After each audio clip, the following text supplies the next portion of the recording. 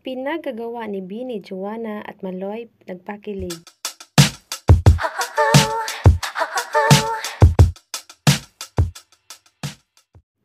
Sa mga performance ng Bini, mapapansin na ang iba't ibang karakter ng mga miyembro. May mga nonchalant at may mga makukulit. Dalawa talaga sa kanila ang nangunguna at go na go sa kakulitan, sina Bini, Joanna at Maloy. Sa Star Magic All-Star Games 2024, nadala pa rin nila ang Zozo Fever.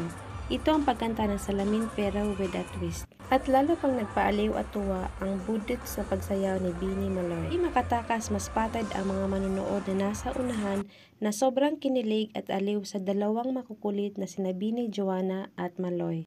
Iba-iba man ang karisma ng Bini pero that makes them beautiful and unique. Na marami ng kablong fans na sumusubaybay sa kanilang Bini journey. Thank you for watching. Please like, comment, and subscribe.